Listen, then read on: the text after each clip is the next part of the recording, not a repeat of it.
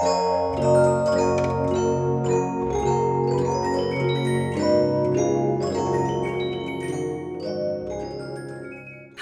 and welcome to Red Stain Radio, a Dead by Daylight podcast. I'm one of your hosts, Maddie, and I am joined by my wonderful co-hosts, Stevie and Bryson. Hi, Stevie. Hi, Bryson. Hello. Hey, I love that you hyped yourself up. That was amazing. Yeah, I need to be kinder to myself, so that's what I'm doing. Big time. But yeah. we need to hype someone else more so, and that's because we're joined by a special guest, Rabbit. Thank you so much for joining us on the pod. Woo! What's up, everybody? Well, thank you for joining us. Happy to have you. Yes. Would you like to tell us a bit about yourself before we move into the episode? I am RabbitClock. I didn't know much about FNAF lore before Maddie asked me to do this. And now I know everything, and my brain feels like it's exploding from FNAF knowledge. You're like a sponge. Welcome to the dark You side. can just like soak up all the FNAF juices. Ooh, the FNAF FNAF juices that are oozing out of the animatronics. Pizzas are greasy. It's a pizza place, right? True. Yeah. True.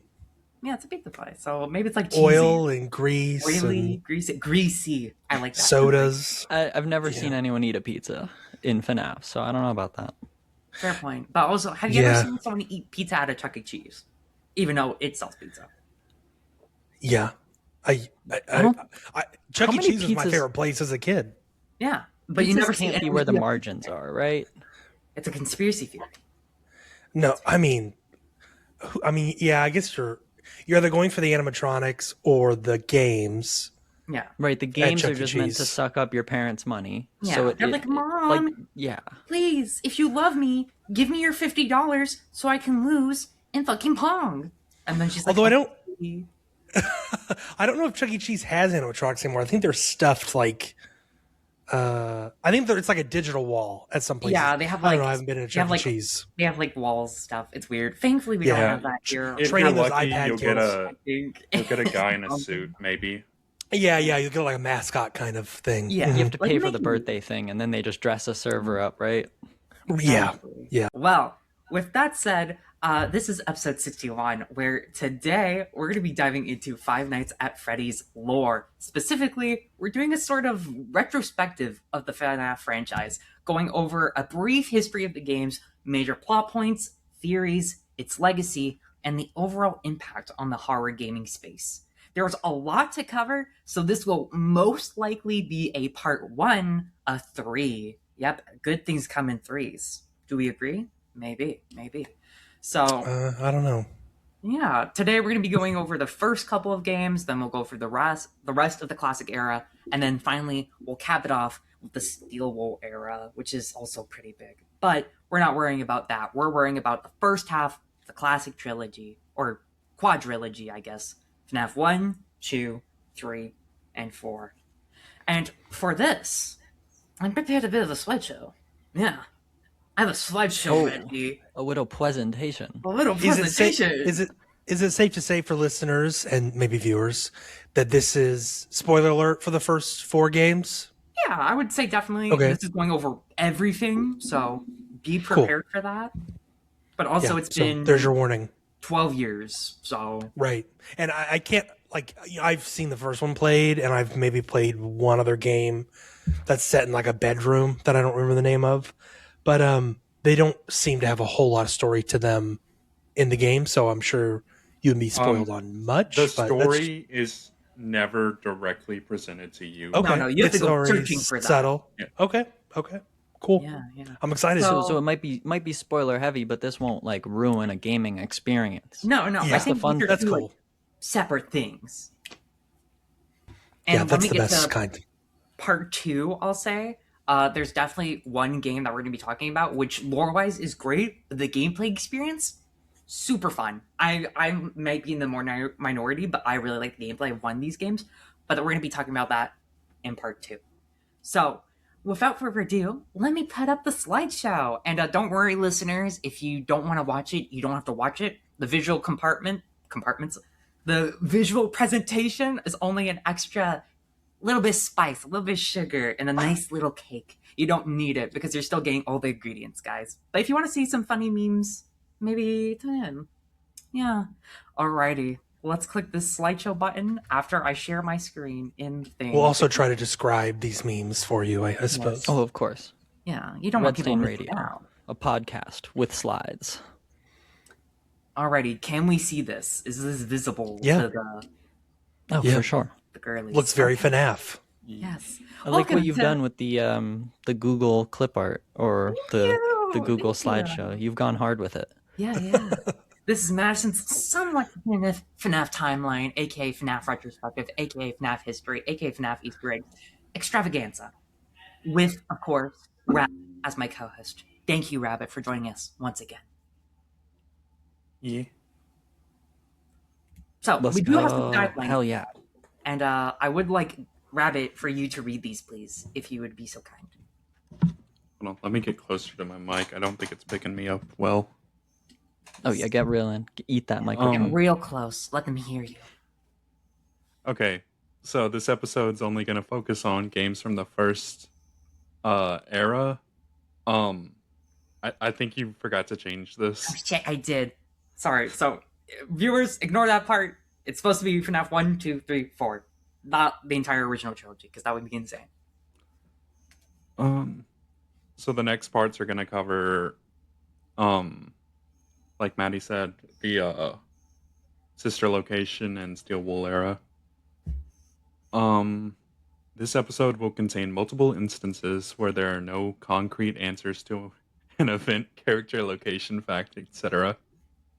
If something is a fact, it will be made known, and it will get sloppy, because Scott Cawthon is a sloppy writer. Yep. Thank you for saying that. Just like the Matt. pizza huge FNAF agreement. serves. Exactly. It's not definitively sloppy. I'm like, we haven't seen a pizza. Is it greasy? Is it thin? What We'll toppings do see. they have?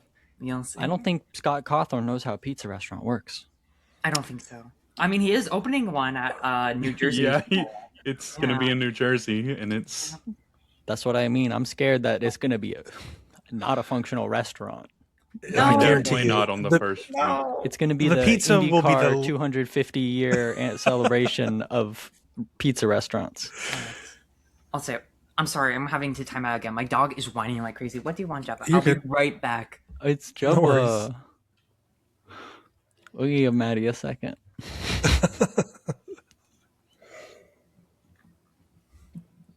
Why New Jersey? I'm back. have I have no no idea. idea. They have like a Why really New big wall Jersey, there. right? I think he lives in Texas. Yeah, so he it's lives weird in that... Texas. So why New Jersey? Why Maybe New they Jersey, wanted right? to do New York And- City, but then they couldn't then, find a place, so they did New Jersey. The first FNAF movie, that location was made in New Orleans. I know, and it's so weird. And I'm And pretty sure I the think they game just takes place in abandoned the fucking building, Utah. too. It's just sitting out there. Wow. Crazy. All right, and we're back. I'm so sorry about that. And the final point, please, Rabbit. This one's This the most- is only one of many interpretations of FNAF's complex lore, and due to its complexity,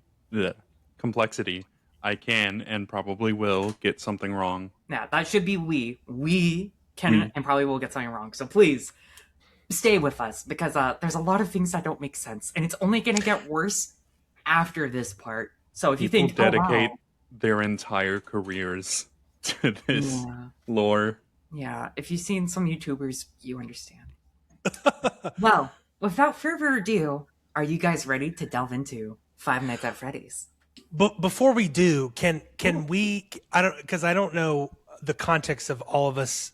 Like Maddie, you're very much the FNAF expert, resident expert of the podcast. Yes. I would love to know everyone's, I guess, frame of understanding of FNAF lore. Because for me and maybe a lot of listeners, I know nothing. Like I know that someone threw kids in some animatronics and now they're haunting them or something. That's the gist of what I know. So listeners, viewers, maybe you'll experience this through me as well. And I'll try to ask as many questions as I can. But I was curious what the context and framework everyone else had before going into this. So Maddie, you're very much the expert, but what about you, Rabbit? What about you, Stevie?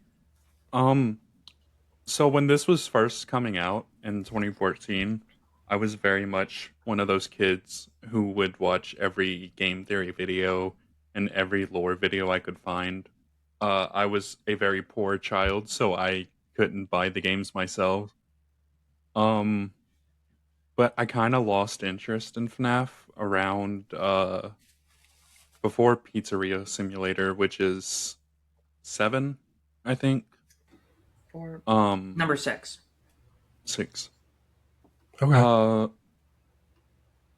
but then when Maddie was like, "Hey, you want to do FNAF episode with us?" I was like, "Hell yeah. Let me consume all the FNAF lore I can find." Exactly. Got to catch Exactly. up on all those missed years. Exactly. Oh my god. Yes.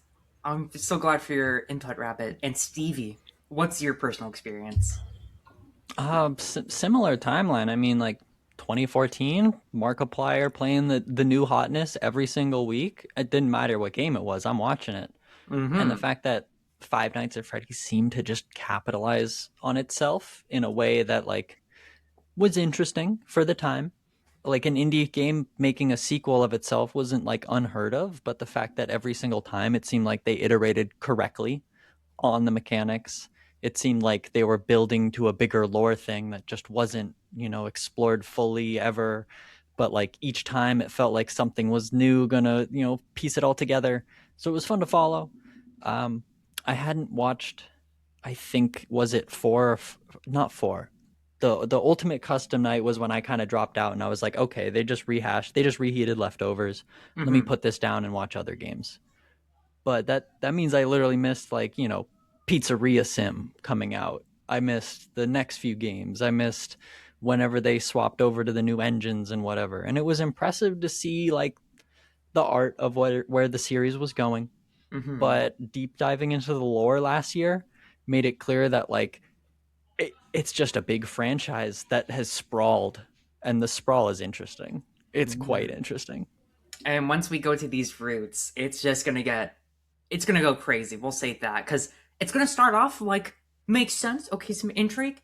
By the end of today's episode, you're gonna be firmly in the what the fuck just happened territory. So be prepared for that. And with that all said, let's move on to FNAF 1.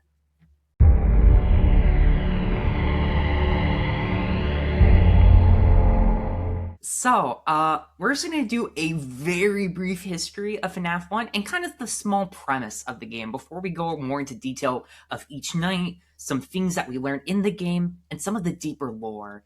Rabbit, would you like to take this one? Sure. Um, so in FNAF 1, we play as a security guard. Uh, hmm. Sorry. So we play as a security guard who just got hired at Freddy Fazbear's Pizzeria. Mm-hmm. Um, and in this pizzeria, there are 4 main animatronics: Bonnie and Chica, Foxy, and Freddy. And there's a secret one named Golden Freddy. Ooh, oh, we'll be talking about him later, though. Yeah. Ooh, little secret, little secret. Yeah. Um, so Chipper and Sons Lumber Co. is a previous game that Scott Cawthon had made. Um, basically, he made I think 20 different games before landing at FNAF. Yeah, Really? That's When wild. he released Chipper and Sons, a lot of the reviews were like, the character designs are very ugly and animatronic like. We don't like this. It's kind of scary. And so he kind of took that to heart and literally made a horror animatronic game. And yeah, this is kind of where we get the big boom of mascot horror because they're so kid friendly designs turned into very scary, spooky things. Yeah, and to just kind of build off of that point, Rabbit, something really interesting is that I kind of found this crossroads that people don't really talk about, which is insanely popular, which is the gateway for horror. For a lot of people, you kind of have to go from PG-13 kind of small, oh, my babysitter, she's a werewolf, into I watched, I don't know, a Siberian film. Like the jump between one and the other, very drastic back then.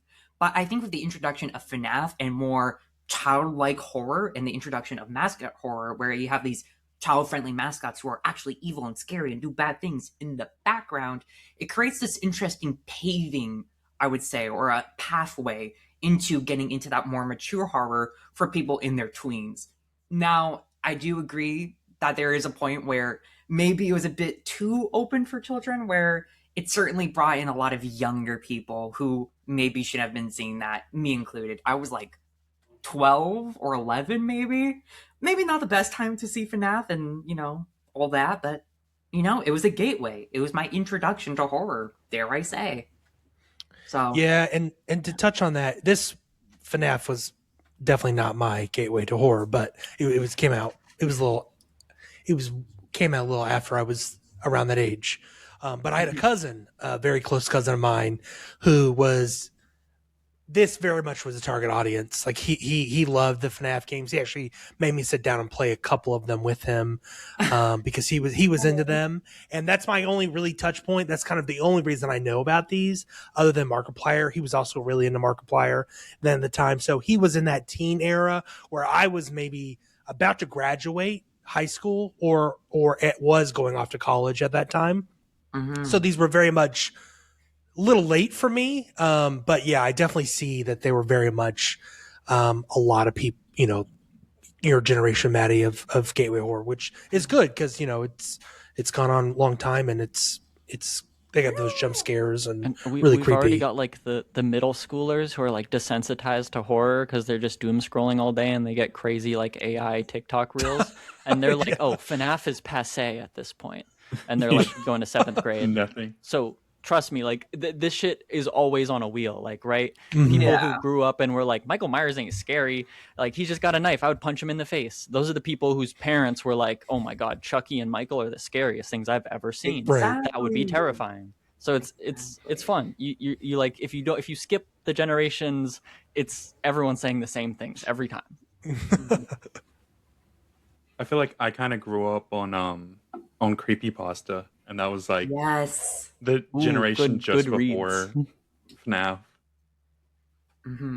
I would say I was like between the two, more so into FNAF than creepypasta, but I do feel like there was kind of like this trail, I would say, that creepypasta helped bring down first, and FNAF was like it's like an escalator all the way up into the horror, like for tweens and up.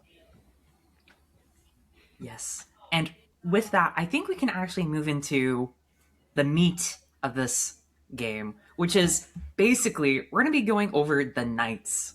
Okay, we're going to be going each night, night 1, 2, 3, 4, and 5, and we're going to be Oh, going. is that where the five in the five nights at Freddy's come from? 5 There's nights? 5 nights. I'm, No, I'm shocked. there's actually way more than 5 nights. Yeah. Oh, really? Is it really? Yeah, Well, it's a FNAF whole five? week at Freddy's. Whoa. Six, technically. Okay. Okay, Six, didn't know that. Technically, in 5 But nights. others Okay. will have like 7 or 8 even, so it's more like 1 week at Freddy's. So you're saying is it's false advertising Yeah, and we yeah, should be it's a complete suing. Yeah. lie. It's a lie. Okay. Exactly. I want my refund. Give me So my for- $6 back, Scott. Exactly. So for each game, we're going to be going over their nights, and then after we go over the information that we learn, we're also going to be talking about gameplay, and more importantly, the lasting implications, facts, and theories made. Hence the name Facts and Theories. Now, FNAF works interesting, as in that each night you're introduced to a new enemy up until, I believe, the 4th night. And the first night, you're introduced to Bonnie and Chica, who act very similar to each other. Bonnie will always be on the left side of your map, while Chica will always be on the right. And they're very straightforward.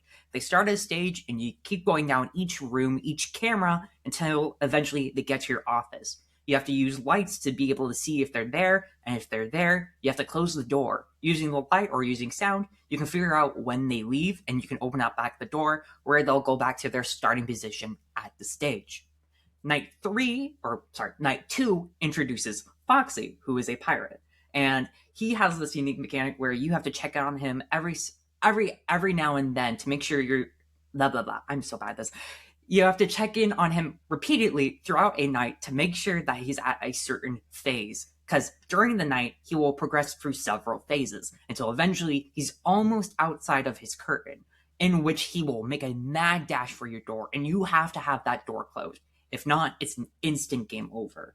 And then finally, on night 3, we're introduced to Freddy Fazbear himself, who works a bit different because when he gets off the stage, he does not go back. Whereas Chica and Bonnie, they can go back after they get to your door. He will never go back. He will always be roaming, going to random cameras, and by checking on him repeatedly, you can slow down his progress and even maybe move him back a room or two. But he will ultimately make his way to your office. You have to delay that.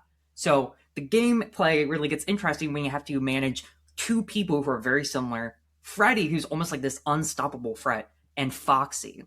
Another thing we have to mention is that there is a power system where you start each night at 100% power. You have to make it to 6 a.m. starting at 12. However, each time you use the cameras, the lights, the doors, you're consuming power. So it's a managing of resources while also trying to make sure that the enemies aren't trying to kill you. And there are times where maybe you'll be a bit close, where you run out of power, Freddy's at the door playing his little creepy Torador march, and it hits 6 a.m. as he's about to kill you. So it's really a balance, and it was really innovative at the time. Now, we can actually talk about the lore, because this is the lore episode. Yes, one of many. So, oh my god, that was a lot to say. Each night, before we get into the meat and bones of the gameplay, we actually get a call from someone simply called by the fandom Phone Guy, because he's a guy who calls you on the phone. And he's the guy who goes, hello, hello, hello, that iconic dialogue who says, oh my god, the animatronics are a bit quirky at night. Anyways, we don't learn much on night 1, except some things. We're a recently hired night guard who works at Freddy Fazbear's Pizza, a child pizzeria that has animatronics. We also learn that animatronics get a bit quirky at night. Besides that, though, we only learn about a few more things. There was something called the Bite of 87 that happened long ago, a couple years back, where someone got their frontal lobe bit off by an animatronic, and it caused a lot of issues and having to restructure the company. Additionally, he mentions that the animatronics are a bit off, quirky, as he said, as they think that humans are endoskeletons and are going to try to stuff you in a suit. Because of this, you have to be safe and make sure you don't get in their way by using the doors, using the cameras to scare them off, all sort of stuff. So, you're dealing with these killer robots, Bite of 87, they're quirky. He also mentioned something which might be important later, record this. They have not been washed for over 20 years. They stink horribly. Why is that? Maybe because they didn't get washed for 20 years, but maybe there's another reason. Night 2, we only learn one other thing. That is, as the nights go on, they get more active, which is actually really cool because I believe for the first 4 games, this is true to gameplay. They actually start at a lower AI, and then their AI level, like how smart they are, how quickly they're going to try to get to your office, goes up as the night goes on. And I think that's a really cool bit of storytelling where the story ties with the gameplay. He literally tells you, hey, as the night goes on, they're going to get scarier. And they do. They become more aggressive. They act more frequently. They swap between rooms and try to get you more quickly. Besides that, though, we don't learn much in terms of lore. Night 3, however, we learn that we've made it farther than most. Most people quit or disappear. And the phone guy suggests that we should play dead if caught. Ironically for him, the next night when he calls us, he seems to be in a kerfuffle. His office doors are being banged, much like when Foxy's at our door. We hear groaning from Chica, and what appears to be an inhuman growl as the phone guy says he probably won't be home tomorrow, and that he probably won't be there for his shift the next day, and is seemingly killed by Freddy. Or is it? Is Phone Guy located in the FNAF building as well? What we know about Phone Guy is that he's recording these calls, and then when we go into the office, we're listening to the recordings. Yeah, Gotcha. his phone calls are recorded a week in advance. Yes. So. Okay. Good to know. And you might cover this in this slide or maybe a next one. Why are we? So we're a security guard and we're watching this place. Mm-hmm.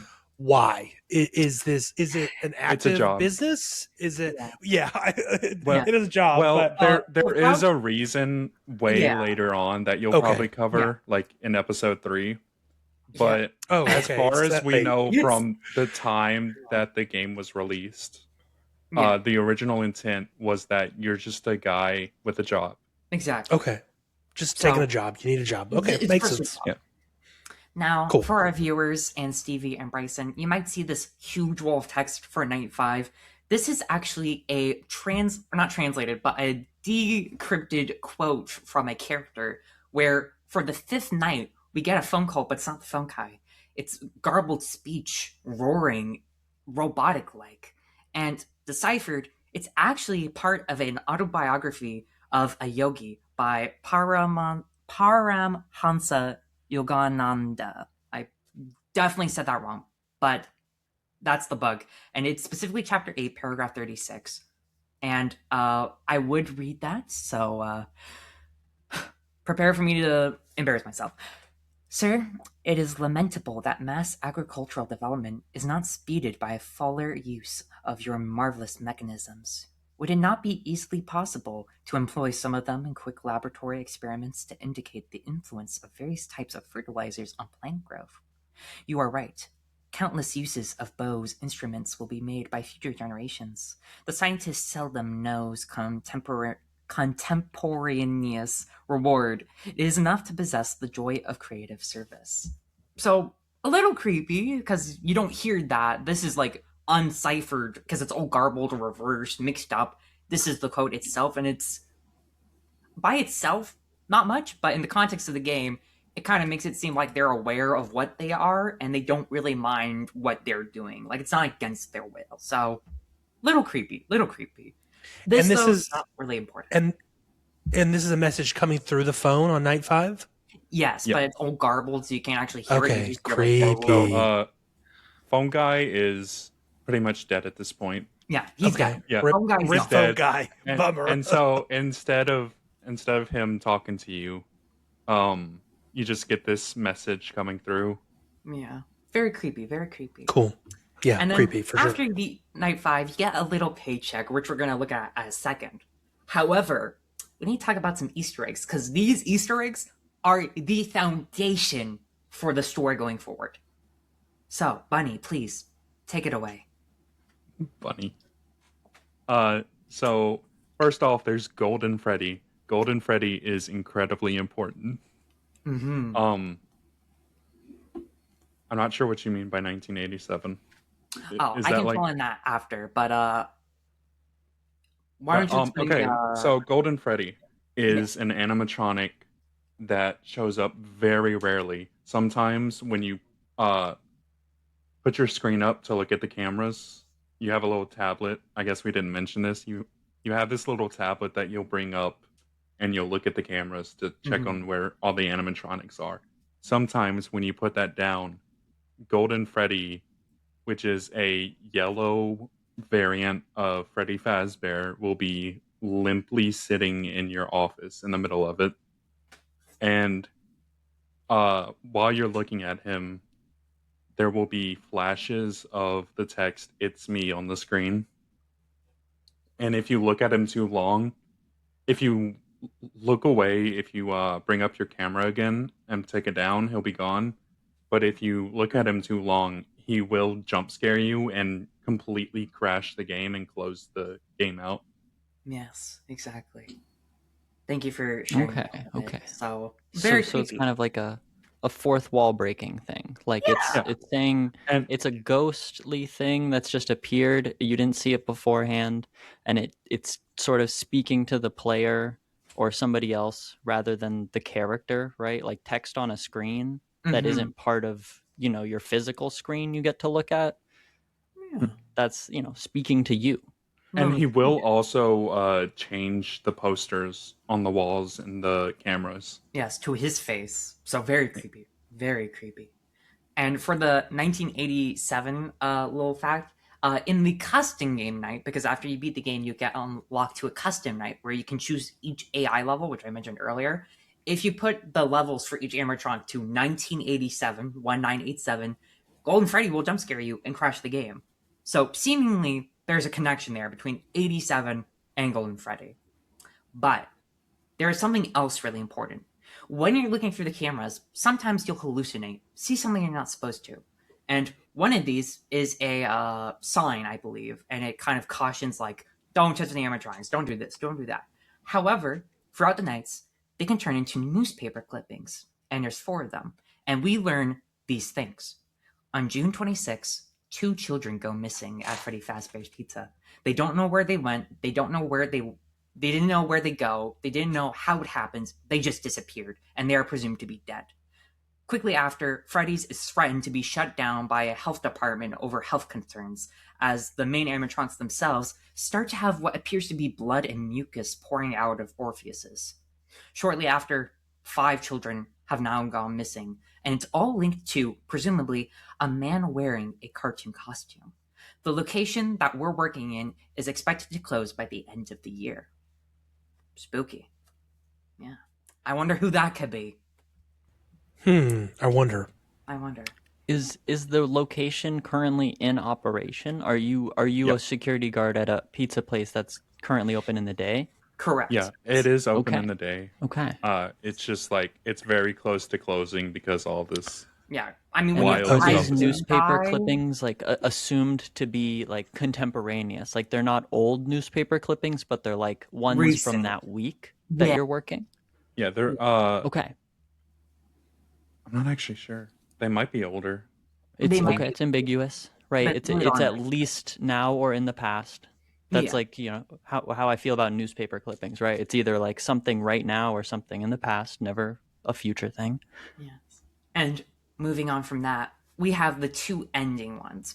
So if you beat the game on the hardest difficulty, aka 20 mode, where each animatronic is at their highest level, or AI level 20, you get the card on the right. But if you beat the game normally on that 5, you get the normal ending, where you are finally revealed to be named Mike Schmidt, where you are awarded $125 or $120.50. And they say, good job, you've earned some time off. Eventually, though, if you did what I mentioned before, which is the for 2020 mode, you get a notice of termination. You have been fired. And the 2 main reasons are, or the 3 main reasons are, is that you were tampering with animatronics, you had horrible odor, and you're generally unprofessional. And we didn't notice at all till we got that notice. And with that, guys, it's time for a brand new Red Stain Radio, invented by Maddie only because she's insane, segment. I am introducing to you Theory Time, where everyone just gets to talk about what they feel and kind of converse about what they think is going on. This might be FNAF only, but if people like it and generally you guys are like, we fuck with this, we might incorporate it for maybe a future unknown episode, or maybe we include it for like Alan Wake 2 lore, stuff like that. So let us know how you feel about this. But for the meantime, let's discuss. Bryson, Stevie, how do you feel? You seem to know a lot more than I do about the first game. So I got a couple questions, but I'll let Bryson go first so you can get something filled in. I don't. Okay, one question I have is where is FNAF set? Is there a setting for FNAF? Do we know where in the physical world this takes place? At this time, we do not know, but is presumed when Yeah, this way came out later. to be the U.S. Way Okay, later so down the line, you find out. We do find out later, though, where Like this. at least Oh. what state it's set in, but Yeah. I don't know if you Interesting. know exactly what city Okay. each game. Yeah. Other than that, the first game is to me kind of seems just like mostly is a very simple game mechanically, and that's really all it's got going for it. I'd say, really kind of mastering the jump scares. I can't say any of the lore is, from my perspective, is fascinating. Like, okay, we know there's some missing kids. Probably has something to do with the animatronics, which I know they're in the animatronics. I mean, if they have mucus and blood pouring out of them, I'd imagine they're inside them. Haunted maybe is what I would say, but I don't know. That's about all I have. It just seems very, very surface level stuff. But of course, there's sequels and they expand upon that significantly. Well, Yeah. Scott Cawthon couldn't have known that this game was going to blow up like Right. it did. Yeah. So this FNAF 1 could have just been made to be a solo game. Mm-hmm. And so he didn't really think far ahead about what he wanted to do with the story. Yeah. Like some plot threads here and there, but for the most part, self-contained. 5 children Yeah. died. They're maybe possessing the robots. Maybe someone who worked there did it. Spooky ooky. Yeah, pretty simple and straightforward, which is good for the first entry in a series. And it's fucking crazy how this eventually leads to the most recent game, by the way, which, Oh, we're not okay, talking about that'll be that today. interesting. Oh my But that's all I have. So fire away, CV. Yeah, I mean, as far as like the first game goes, it's like you have a couple points. It's just the Easter eggs that get carried on, and like not much gets retconned from the first game. I think just because there's been so much time with it out, I think they've reused everything from it. So it's good to like remember everything that happens in the first game because it'll pay off at some point. Mhm. Is the fun part. But Yeah. like the like 5 children missing, but you only have 4 animatronics. Where did the fifth one go? Where'd the 5th child go? There's right, the like fifth missing child. Oh but no! then we're already The linking up pizza. like the children with the right. You have the ghost pizza, Mhm. and I don't think it's outright stated that like these are anything more than animatronics, right? This implies just mechanical parts, Yeah. like maybe a couple servos and a little bit of programming. But like, why are they waking up at night? Shouldn't they be off? Yeah. So I Interesting. guess that's like the real questions we have is like, why are the animatronics on at night? They get a little quirky, but this doesn't explain their behavior. You know what I mean? We haven't had this explained yet. And I don't think we will for a little bit. No, it's gonna be a hot second. It's gonna be a Yeah. hot second. Oh, yeah. Well, I think we learn in FNAF 3. I want to say no, it's FNAF 2. It's FNAF 2, but it's kind of touched on FNAF 2, more so compared to FNAF 3. But I think FNAF 2 is enough. We'll talk about This is that. a writing thing that Scott Cawthon does, where he presents you a question in one game, and then we'll wait 10 years to answer that question. Yes, and I think that's an excellent time to talk about that, Rabbit. The writing here, solid.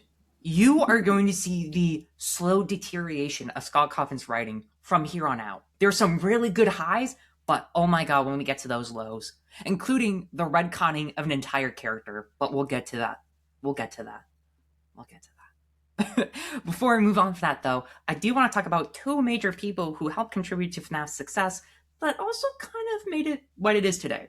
And that, of course, is Markiplier and Matthew Patrick, aka Matt Pat, aka Game Fury. Without these two, I don't think the game would be where it is today. Not only did Markiplier give a lot of people that gateway into FNAF, but Matthew Patrick brought in that theorizing. He was trying to figure out the story, and his first theory was really, really bad. I don't know the whole details, but he basically tried to say that Scott Cawthon based this game on a real life massacre, so not great, not cool. Yeah, He I was- actually watched the video recently just to get it through my head. You weren't there. Back You- then, Yeah. he was on a rock. Like everyone in YouTube was fighting to be so much of a more magnitude, like greater than what they were the last video. Everyone's newest video had to blow the other one out of the water. No one was fine with like a quiet success back then. So him being the first to jump to conclusions was his shtick, and that was his way to guarantee that he had the most gruesome FNAF theory right off the bat. Mhm. He's Patrick Matthews or Yeah, whatever. There was an actual mass killing that happened in a Chuck E. Cheese in Yes. 1993, Mm-hmm. and he based an entire theory around it. Yeah. What if Scott Cawthon was inspired by real life killing? Like, no, I don't think so. I'll pass on that. And with that, we've found the end of FNAF 1. Very straightforward, very simple, but there's some plot threads. The Bite of 87, the fifth child and only 4 animatronics, the Golden Freddy, and of course this mysterious man who wears a costume to maybe take away children. Who is he? What happened? Well, there's only one way to find out. And what's that smell? It smells like a sequel.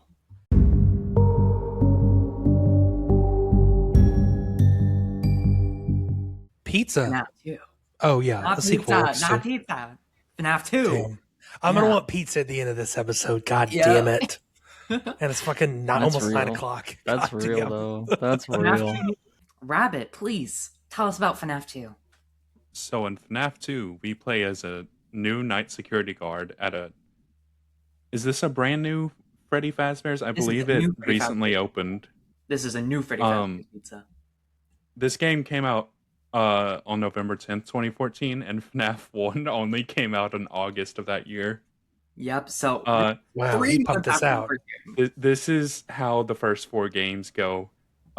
He releases the new FNAF game, and he says that he's going to release a sequel next year, and it comes out in 2 months.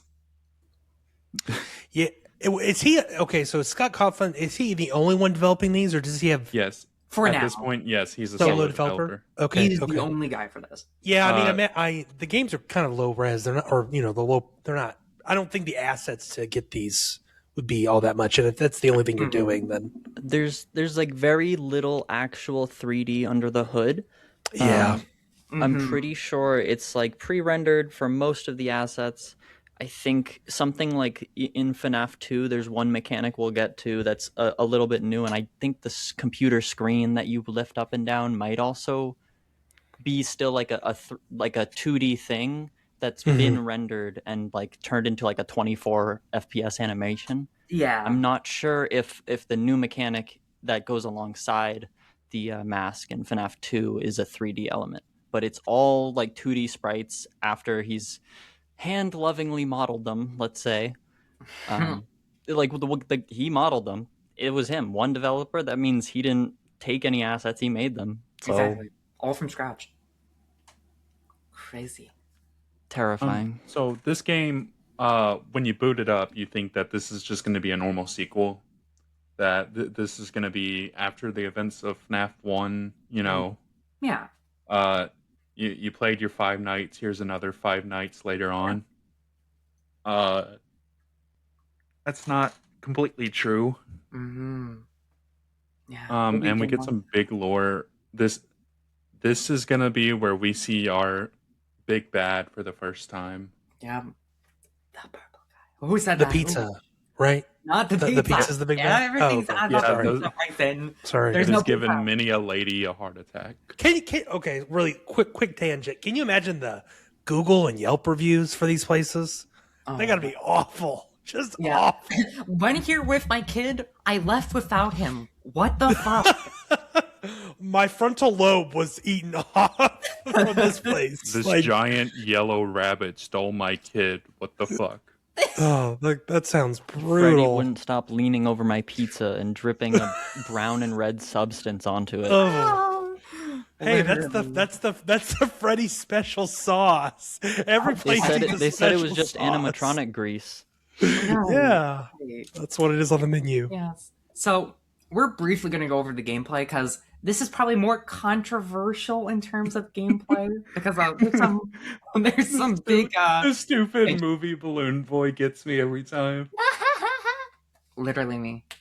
Anyways, on night 1 we get introduced to 4 brand new animatronics: Toy Bonnie, Toy Chica, Toy Freddy, and the puppet. Keep it brief. This FNAF has more than double, I believe, the cast. The original game had 5. This new game has 11. It has 11 characters you have to look out for. Wait, 1, 2. Not you counting Ah, in real it's 11, time. it's 11. It's okay. I can count. I'm smart. But yes, there is 11 new characters versus the game's original 5. There we go. And the toys work pretty similar to the original characters, where they roam through certain paths, you stop them, and then they go back to their starting positions. The puppet, however, is very interesting, and it introduces one of the most hated or loved mechanics, more so hated, that being the music box. The music box has its own little button in the corner of the camera system, and only one camera, the souvenir corner, where you have to hold it and wind the music box. If the music box little counter telling you how much progress it has ever reaches 0, like that entire circle goes all the way blank, that means you've lost. Because the puppet is now going to leave that box and kill you. You cannot stop the puppet. You fucked up. You must always go and wind that music box, because if the music ever stops playing, you will die. There is no way to stop him. You will die. Moving on from that, in night 2, we get introduced to Withered Foxy, Mangle, and Balloon Boy. These 3 characters, very popular and also very interesting. Foxy is one of the new withered animatronics. older, more decrepit forms of the original animatronics we have known. And he's unique because he cannot be stopped traditionally. He will come down to the end of your hall and stand there, in which you have to repeatedly click your flashlight at him to leave. With all the other animatronics, you can wear a mask, which Stevie sort of alluded to earlier, where if an animatronic gets into your office, you can put on the mask and it runs away. Because, big shocker here, we're going to talk about it later, you have no doors. Last game, I said you had doors. No more doors. You are wide open. They are coming to get you. So this mask is your only line of defense when they get into the office. Except for Foxy. Foxy doesn't like you. Moving on. Mango is like the other toys, but she's a bit harder to spot. He actually goes on the ceiling and can go to different places, and he also has the unique ability, like old Freddy, where he can't really go back to his starting location. He is slowly making their way to your office, and she will try to get in there and kill you. And I believe she also does not work with the Freddy mask. Next is Balloon Boy. He's an interesting case. He works like Toy Bonnie, Toy Chica, or Toy Freddy. However, he won't kill you when he gets into the office. If, however, he does get in your office, it's basically a game over because he will take your batteries from your flashlight and you will not be able to use your flashlight at all. Meaning Foxy will eventually kill you. And you can't use your flashlight to scare him away. So he's kind of like Foxy's main guy. He's a support. Night 3, we get introduced to Wizards, and they work much like the original animatronics, and they're just there for the numbers. They work exactly the same way. Freddy, Bonnie, Chica, the Wizards work the same way as the toy ones. They are coming to get you. They will go back once they're done. Be ready for them. Now, this game was real quick.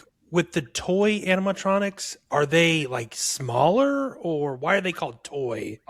They are very plasticky. Yes. Oh, okay. And they look like action figures. They look like pretty action much. figures. Compared to the originals that are more like actual Do they fur smell? and Yeah. Yeah. Well, not actual fur, but like, that velvety They look like a material. mascot kind of where these thing. more look Okay. like toys. Hence the name. thinking like the OG Chuck E. Cheese animatronics. Exactly. Okay. Do the toys smell? I don't think these ones would smell, No. right? No, these would not. Smell. I think it's still believed that the toys are not haunted at Yes. all. There is one theory that we will talk about, because we didn't really talk about the theories for the first game, just because the only ones for the first one were the phone guy's evil, we're evil, Foxy's the good guy. That's it. Which I'm just going to briefly mention. Foxy is a good guy is literally because when he jump scares you, he stops at the door. So people thought he was literally saying hi. He kind of just pokes his head in. He's like, "Hey, what you doing?" But it's clear that he was killing you. But anyways, back to FNAF 2. This game was very controversial. Not back then. Back then, everyone loved it, but now it's a bit more controversial. I feel like because of you the glossed winding over up. a little thing. I want what are the Wizards? What are the Wizards? The Withers are basically the older, more broken down versions of animatronics that they were going to refurbish for the new place, but they couldn't get them working, and ultimately took a few parts and put in the new ones. They are the same animatronics as from FNAF 1, Correct. These are the but same. they are withered and they are broken down. Okay. They Makes have sense. yet to be refurbished. You're saying Yep. they will. They're just Okay. in storage. Okay. They're just in storage, exactly. They're in the back. With that said, we can move into the lore. So, night 1, we learn a lot. Compare this to the original game, we learn like what? We work there, they get quirky, 87. We got a whole lot.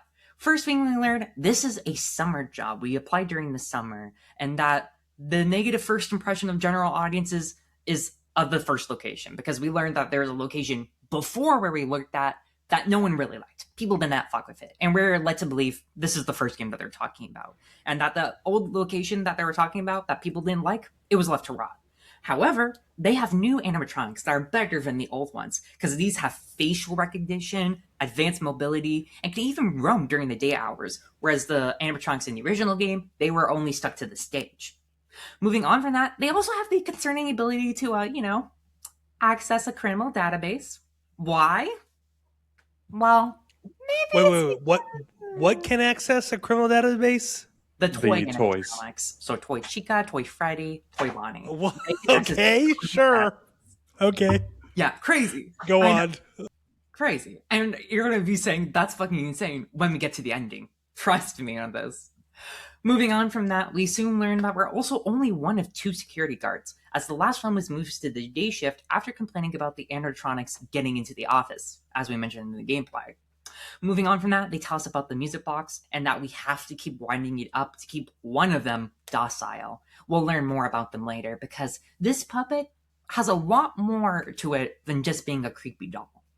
Moving on from that, the animatronics believe, like the last game, we're an endoskeleton. So to trick them, instead of closing the doors, we have a Freddy mask in our office that we can put on, and that seems to be enough to trick them and for them to leave.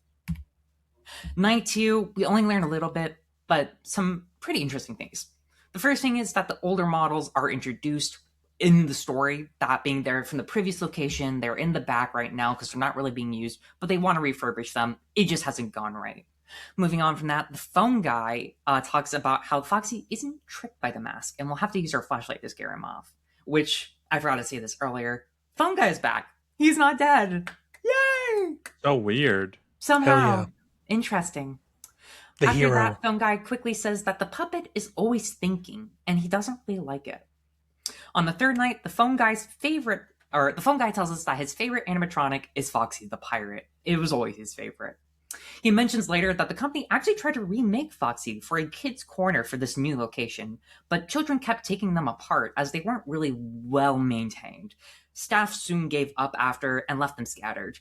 They now refer to them as the Mangle, who we mentioned earlier. Phone Guy tells us that any rumors, though, that we hear about the old or new location are false and are best to be ignored. Night 4. There's an ongoing investigation that Phone Guy tells us as we clock in for our 4th night. Additionally, the company that owns Freddy's is now formally introduced as Fazbear Entertainment, and they deny any wrongdoing with these investigations. Phone Guy tells us not to look at the animatronics in the eyes, as for some reason they seem to act almost aggressive with adults. They treat children just fine, but they just scare. They're thinking. Night 5, something off is happening. The building is on full lockdown. No one is allowed to leave, especially previous employees. Emphasis on previous. We're being moved to the day shift, and they tell us that trying to contact the original restaurant owners is a hassle, as they're trying to reach people who own Fredbear's Family Diner. Remember that. This may not be important now or for the next 2 games, but this is like the most important thing so far. Remember Fredbear's Family Diner. So Fredbear is not the same as Freddy Fazbear's Correct. So Pizzeria. we're learning But that you don't really know that yet. yeah, so we learned Okay. that there's Yeah, the like original Freddy's location. name is Fred, and he is a bear. Yeah, so like what's going on Similar, at least. True. Similar. True.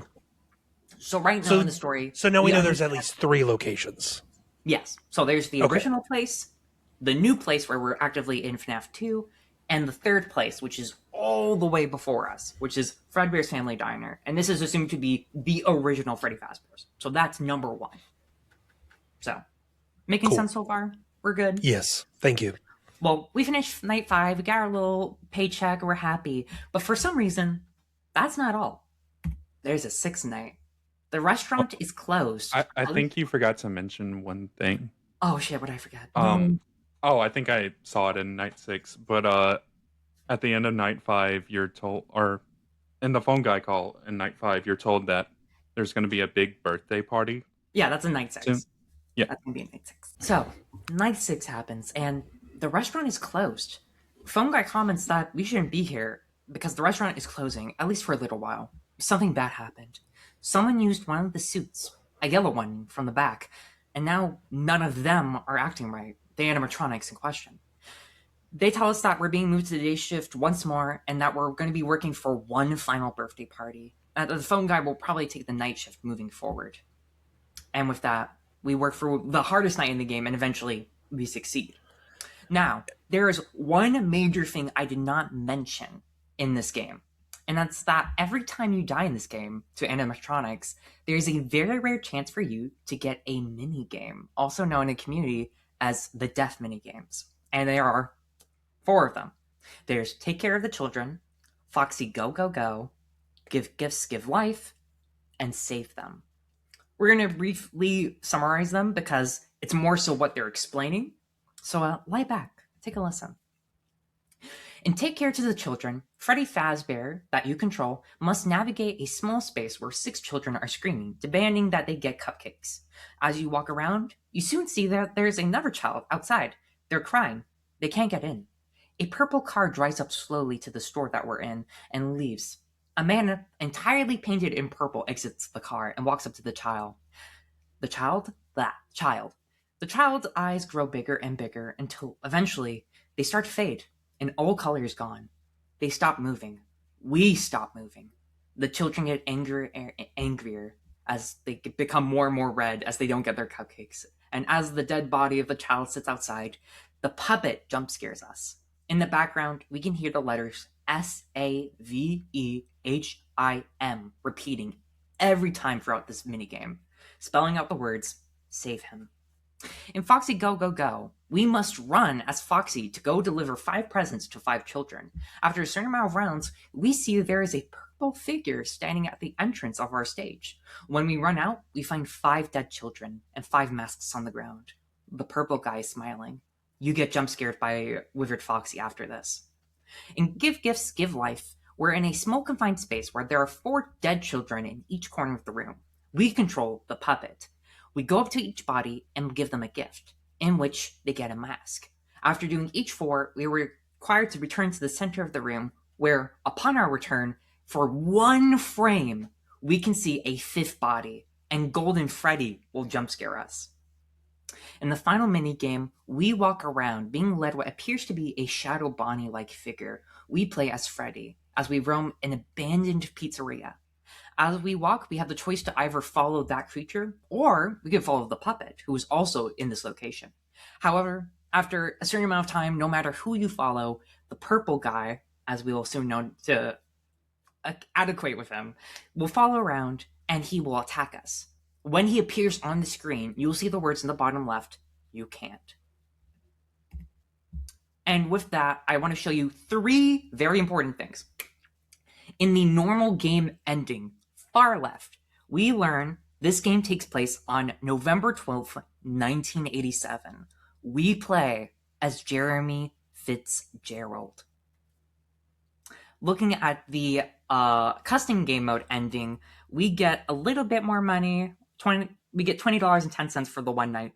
But we learned that the Freddy Fazbear's that we've been working at is closing, mainly because of health concerns, possible malfunctions, and dangers at this new location. They said this may be a minor setback, but we're planning to reduce our size and bring back the animatronics at a smaller budget. Curious. And finally, we learn in the alright, I messed it up, blah. That was the 6th night. For the custom night, there we go. We play as not Jeremy Fitzgerald, but Fritz Smith, and we have been fired for 2 things. We tampered with animatronics and our odor. Isn't that familiar? But we're Fritz Smith, not Mike Schmidt. What's going on here? Are we pretending to be someone? Are we disguising ourselves? Interesting. And with that, it's theory time. Yay! Please, tell me your thoughts. How do you feel? What are your theories? What is going on? I have no idea what is going on, but I did have a question in that. So they said someone used the yellow suit in the back. What does that mean? Isn't they used it? We don't know at the time. We just know that somebody used the suit. It is... What I'm assuming is that someone noticed it was moved. And so Okay. they're like, oh, someone must have put this yellow suit on or used it in some way. And if we connect it to the newspaper clipping from the first game, where they mentioned that someone was using costume, mascot costume, we can connect the 2 of somebody wore this costume to do something bad. Yes. Oh, the yellow rabbit being, I guess, eventually Springtrap. Shh, we don't know that yet. Shh. Oh, okay. Well, that's my theory, I guess. What's a yellow rabbit? What's a yellow rabbit? Never heard of it. Okay, so, and then another clarification. This game took place in the 80s. Does the first game also take place in the 80s? I'm not remembering correctly. The first game, we don't know what year that takes place, but this game, we know for a fact, takes place in 1987. So in Matt Pat's original game theory video about FNAF 1, he used minimum wage calculations to deduce that the first game probably took place in 93. Correct. Okay. And so that's kind of what everyone's gone with for the past decade and a half. Uh-huh.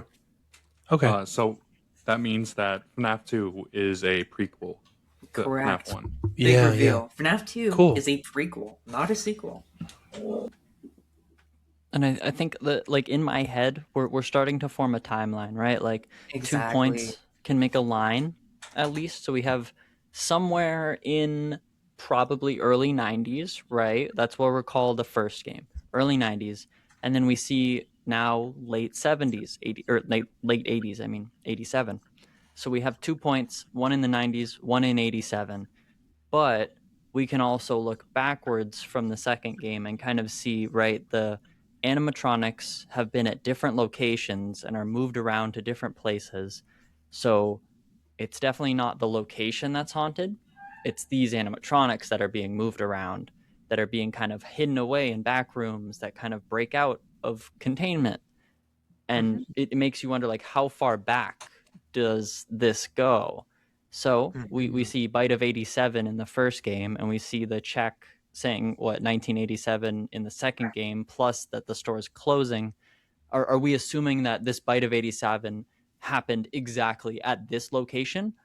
Or are they shutting down this location because the bite happened at another one, and franchises usually close multiple at a time?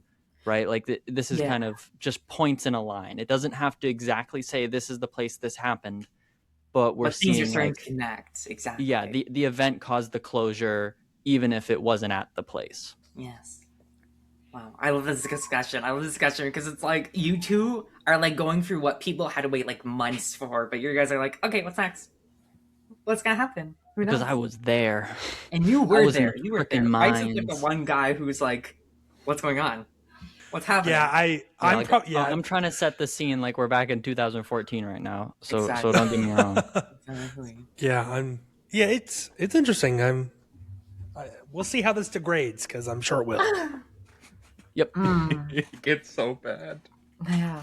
I will say, FNAF 3 is probably my favorite story-wise. But we're gonna get to why, because that is actually drumroll, please. I think but like I think the second game kind of was missing an element of, like, why are we being attacked? And I think the third game kind of fills it back in. The first game, it was like, they're quirky, you're not in your suit, so of course they're gonna put you in one. But the second game, there's no implication that they're all doing that, right? They all just get you. They Like get the you. toy ones, it's assumed because they think you're a criminal. They don't like adults. There we for go, that, I right? just remembered in FNAF 2, there is a secret animatronic that is a Shadow Bonnie. Yes. And, Okay. and Not this super important though. Not Does this parallel our Golden Freddy in a similar way? kind of, but it doesn't jump scare you, I don't think. Yeah, it crashes the game. Like the second you see them, it will crash your game instantly. However, this will not get explained for 11 years. Correct. Understood. We'll So, put a pin in that. We'll remember them when we get to, I think, Security Breach. Am I geeking? Is that when we get to know more about them? Yeah, I think it's Steel Wool that element comes up. So there is a Shadow Bonnie. Put that in the back of your brain. We're not coming back for 2 episodes.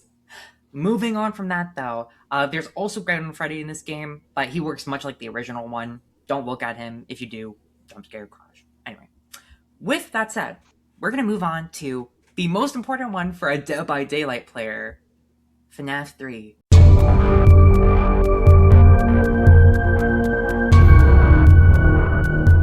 So I see the 4 stars on that screen. I know what that means. yeah, someone was a bit of a gamer. Someone was a big gamer. It wasn't me. Yeah, I should specify. No, was this is like a congratulations screenshot. This isn't just here's the logo. This is proof. This is a screenshot. This is a screenshot, yeah. This is like a little trophy. And for all the Dead by Daylight fans, this is where we learn about Springtrap. This is where he gets introduced in the franchise. On the 3rd installment, we meet Springtrap. Now, Rabbit, can you please tell us some more about FNAF 3? So in FNAF 3, we play as another new security guard for something called Fazbear Frights. This one came out March 2nd of 2015. Again, just a few months after FNAF 2. Mm-hmm. Scott Cawthon during this time had insane turnout. Yeah, no, he was pumping these out one after another. He was like, 3 months, new game. 3 months, new game. 3 months, new game. Fuck you. New game on top of your new game. He So was kind of mentally insane. the first of many conclusions. This game has an ending, two endings. Yes. Much like the And other ones, but these are like more firm endings. when it released, I could assume that people probably thought this is probably where the game ends. Like, this is where the story ends. Yeah, like this is the end of the franchise. This is over. FNAF 1, 2, 3, we're done. And there's only one animatronic in this game, and that is Springtrap. Yeah. Actually, Really, there's probably only get one into this. animatronic. Springtrap is not an animatronic. And kind of So again, no Freddy at all. Again, false advertising. There are these phantoms that are hallucinations. yeah. Okay. And Oh. they cause more minor things to happen in the game, but they do not directly kill you. If a kind of like the first game was like a power management simulator. If you close the door too long because you're scared, you will run out of power and they will get you. If you look at the camera too long because you're scared of the animatronic, they will get you. So you have to kind of sit with your fear, and that's the mechanic. But the second game is like, okay, we're going to throw power almost out of the way. Power exists in the form of a flashlight that you click every now and then, not often. And you have to rewind a box. Let's call that power management because you have to constantly replenish it. But your attention is the resource. You're split between 11 different animatronics who come at you from all over. You're split between the box that you have to recharge. You're split between your power management. So it's attention you're spreading rather than power. The third game kind of drops all that. You're just worrying about these very few, very lethal mechanics. It's no longer like all these animatronics that might get you, but they're scared of light. They're scared of a mask. They're scared of your camera. This is like you need to worry about two things basically. Yeah, the resources in this game are in the form of I forgot what all of them are, but there's like ventilation and other things that will break throughout the night. Oxygen, and or you something have to like use that. a panel to fix them.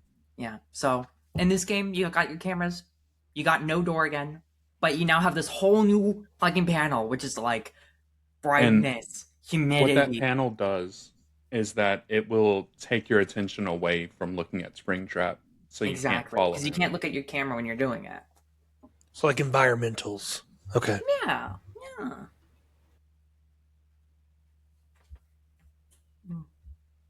Sorry.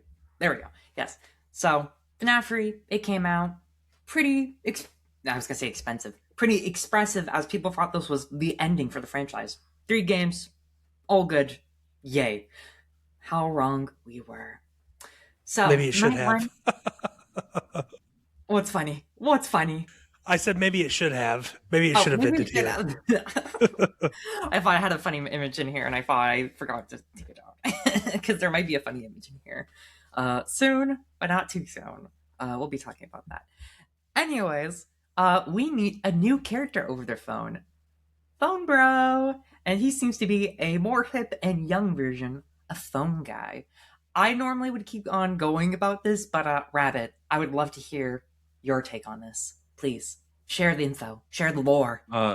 So, Phone Bro, I guess we didn't mention this. All of these phone guys are voiced by Scott Cawthon. Correct. And the reason this one specifically is called Bro is because Scott tried to do like a really bad surfer dude accent. Yeah. It's like, yo, bro, how's it going? Yo, bro, we found one. It's crazy. Exactly. You would think as how well the first 2 games did. I would imagine they sold well. What were the price tags when they released? $5? Yeah, $10? Like $6 or $7. Oh god. Like I can't imagine him being strapped for cash. I don't know, but okay, you do you, man. Yeah. And we learned that this game is set in the far future compared Yeah. to FNAF 1. I believe it is specifically 30 years after FNAF 1, I Wow. which believe means so. Yeah. So we it's like are 2023. we are in 2023 now. Yeah. And when did this come out? When did this game come out? This 2014? was 2015. Weird. And we are in a horror attraction this time. We're not in a pizzeria. Of course. Yeah. This this company, I think with still Fazbear Entertainment, they Correct. decided that they wanted to capitalize on the horrors and the tragedy of Freddy Fazbear's Pizza. So they were like, "Hey, let's open a little carnival attraction thing. You're so Make it fucking smart. spooky. Yes, let's do that. Yes. It'll make so much money, and it probably would, Yeah. because haunted houses and like murder houses are a thing." Exactly. You get the true crime girlies, you get the nostalgia people. Boom. That's instant capital. So much money to be made. However, the attraction actually isn't open. It opens in about a week, Oh. and the security guard is going to be part of that attraction because Yeah. security guards and FNAF are always part of the scares. Yeah. I Hand guess. in hand. And Charlie. Right now there's no animatronics in the first night.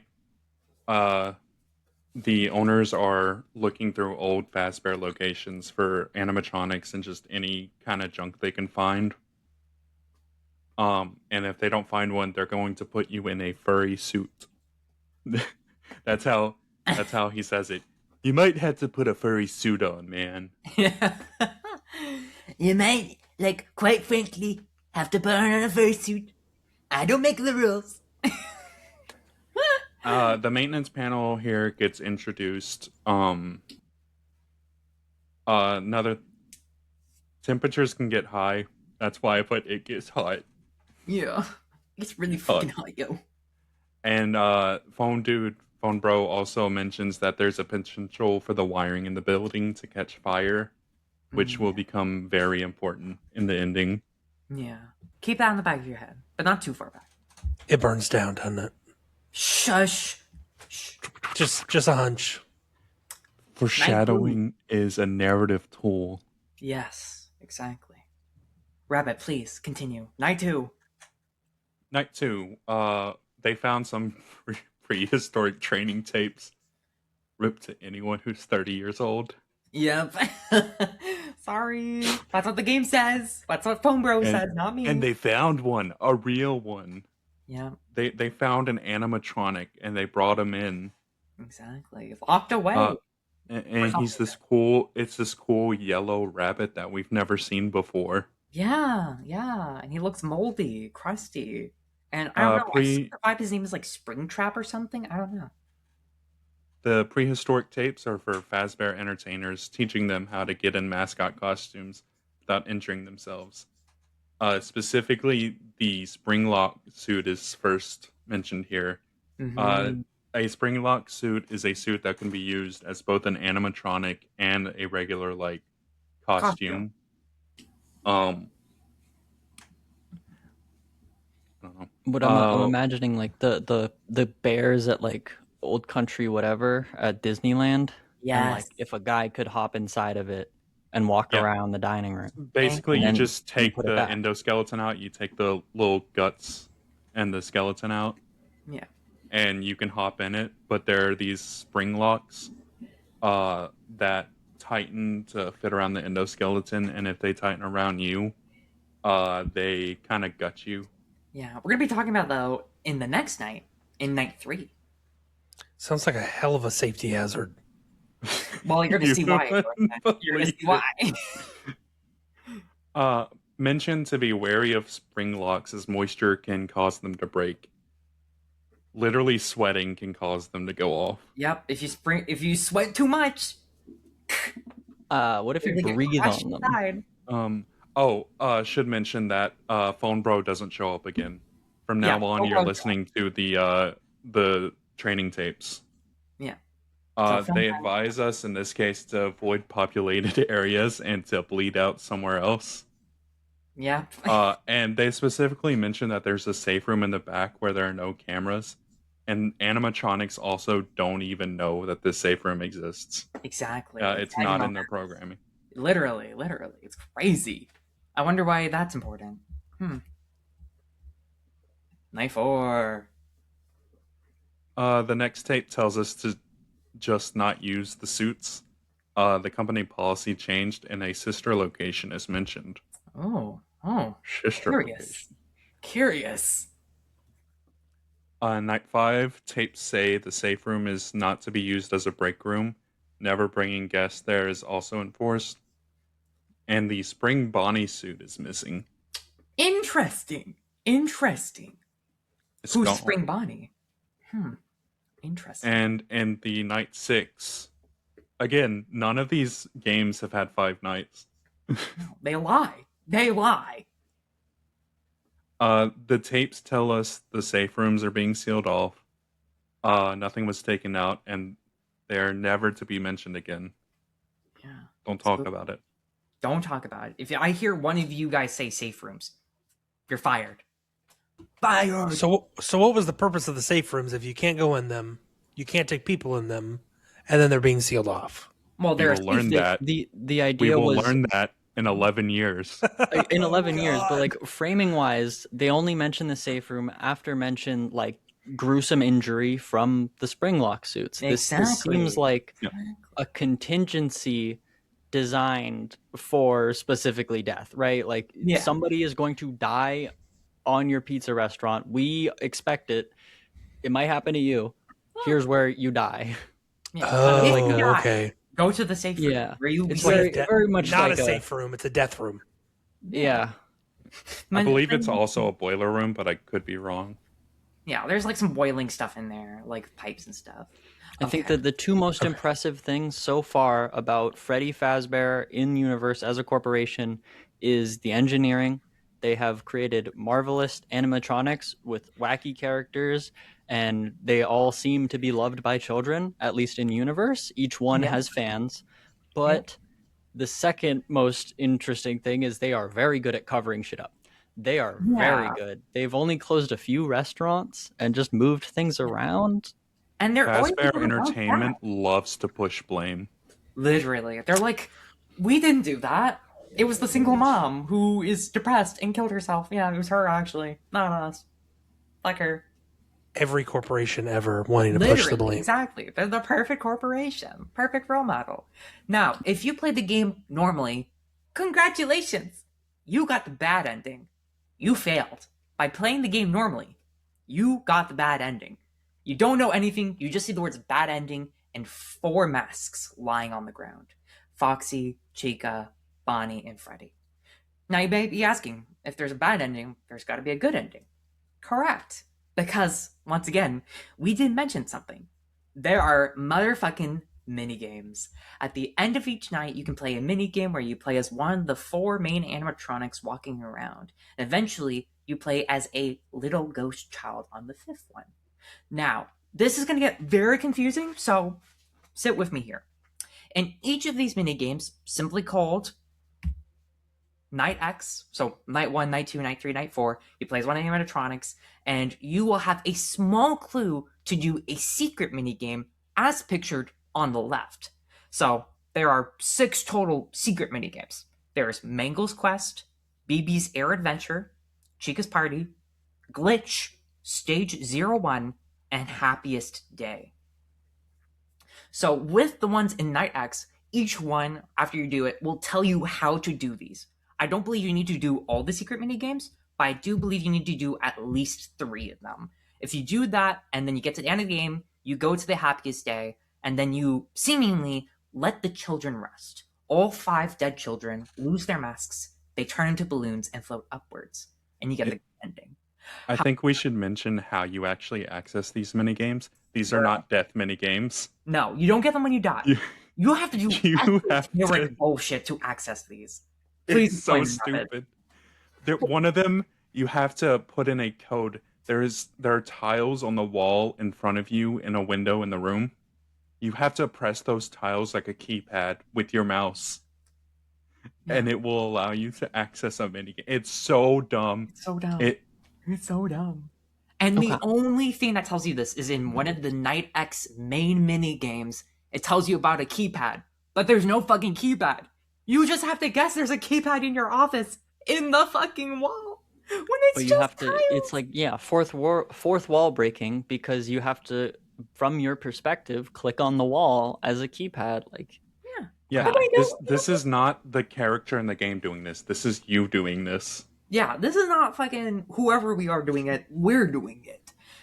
So, yeah. But some main things to know that are revealed in the mini games is that there's a fifth mystery dead child, and we help them as they seem to be the most affected by the deaths, whereas the other four are seemingly just not happy. This one's like pissed, so we help them all go to rest.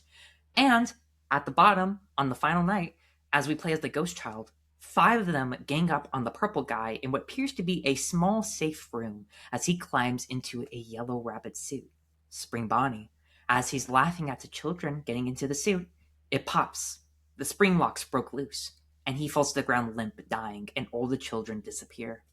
So, we finally get confirmation that the purple guy, who we do not know the name of at this moment, is Springtrap, aka Spring Bonnie. I should say, before I move on, the reason why people call him Spring Bonnie is that with teasers leading up to this game's release, one of the teasers said his name was Spring Bonnie, Springtrap. He said in this teaser, "My name is Springtrap." So Gotcha. Gotcha. This specifically, this moment in the bottom right is when Springtrap is taken by the entity in Dead by Daylight. exactly. So He is not taken from the FNAF 3 location. Anything between those two times does not happen to FNAF Springtrap. I mean, Dead by Daylight Springtrap. Exactly. So there's two different ones. There's main FNAF one and DVD one. There you go. So with all of that, we can finally talk about the third ending. There's a third ending.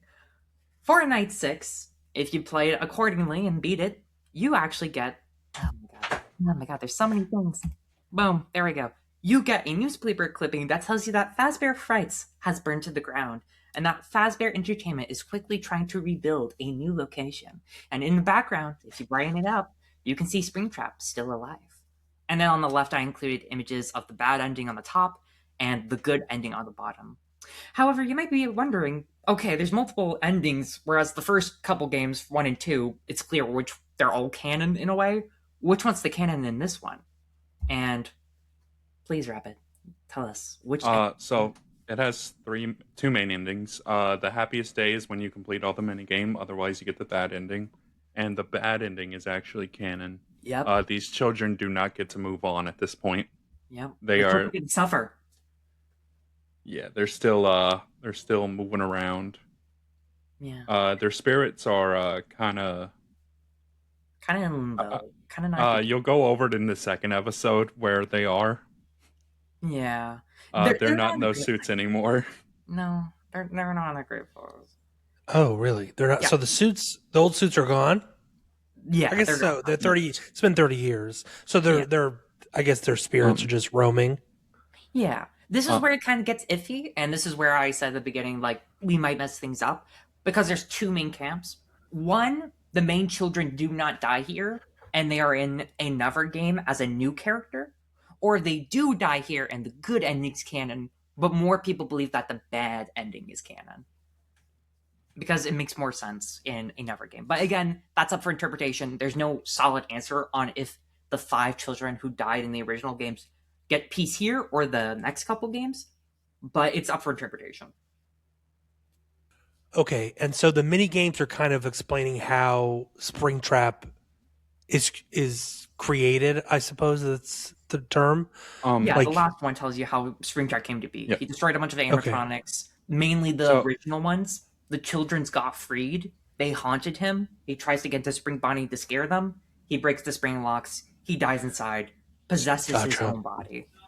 FNAF 2 shows what he did. It shows his murders. And then FNAF 3 shows what happened to him. What are his consequences? Yeah, because he went back to the original FNAF location where he killed the children and destroyed the animatronics themselves. In the night 1, 2, 3, 4. In night 5 is when the ghosts come in, like, scare him. What I'm Okay. imagining is like these mini games are they look like digital video games, but they're retellings of like a third person of real events, gruesome events. Yeah. But it's supposed to like be at the moment that like this Freddy Fazbear's place is shut down or at least closed off, Yeah. and purple guy goes in. And if I'm remembering correctly, it's each of the mini games you play as one of the original games for animatronics, and then you Correct. get disassembled. You as Correct. the animatronic get torn I apart. think we by forgot to him. mention that. Yeah. During each the end of the night mini games, there's an animatronic that you play as, and you get disassembled by the purple guy at the end of it. Exactly. Yeah. And it kind of like tells a story of like the first game, but if you as the security guard were able to take on the animatronics, right? Like if you're playing as Freddy trying to go to the security room and put somebody in a suit because they're out of their suit, but then all of a sudden you get jump scared by a guy who rips you apart. So it's setting up this villain as even more dangerous than the threats from all the other games. Exactly. Because he's So there's able kind to of take like them out easy, which is there's like a control he has over them, which I guess is illustrated by the 5 children ghosts surrounding him being the 5 missing children. Maybe it seems to line up. Yes. So here I think is when a lot comes together. Yeah. This is kind of like where it was expected to end. That was the end of the Yeah. story. And while we're playing 3, excluding the mini games, like you're just playing through and you're managing your environmentals and your cameras and whatnot, Springtrap is trying to kill you. Like he's trying to come get you. Okay. Yeah, he's the From only the one. second night on. Yes.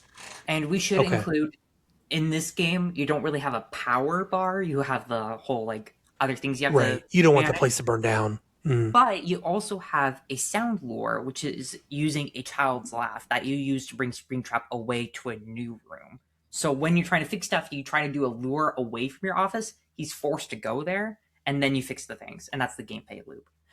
Do want to mention, though, again, this is all up for interpretation. Do the children actually get rest here? Which ending is canon? It can be either one. It really depends. But we do know for a fact that in one of the next games that we'll talk about in episode 2, hopefully, they all get rest eventually. But we're moving on from that because From this moment, it's kind of like Five Nights at Freddy's 3 is the capstone to the timeline. Exactly. Everything else exists before the events of the game. You're seeing the little mini games are flashbacks.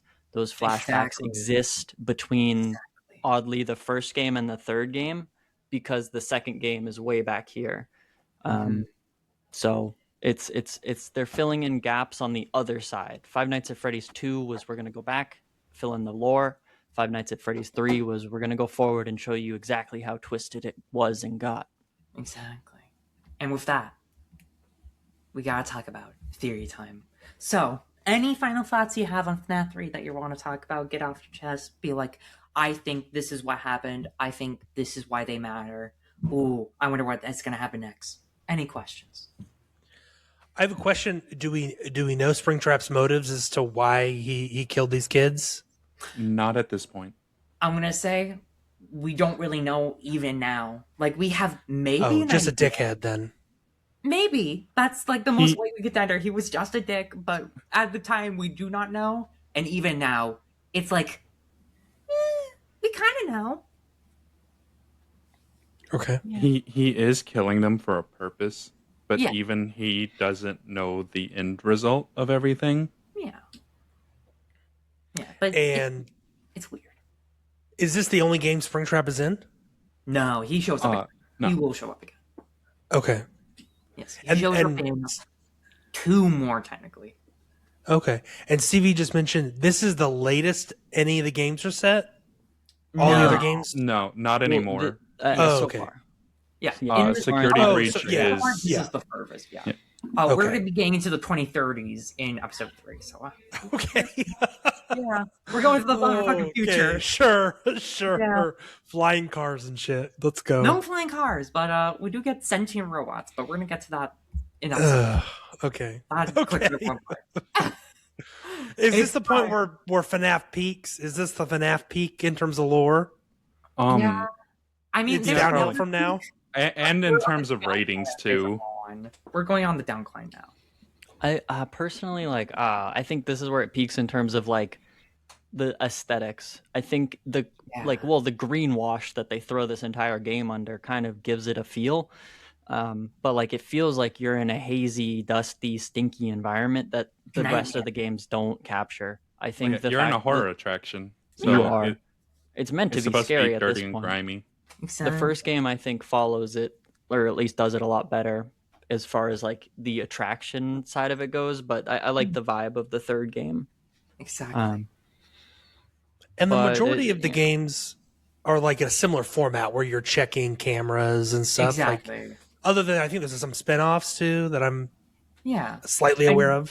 Funny you mentioned that, Bryson, because this gameplay, though similar to the other ones, is very different in terms of gameplay. Because we're not playing as some security guard. We are playing as a child in Oh, FNAF 4.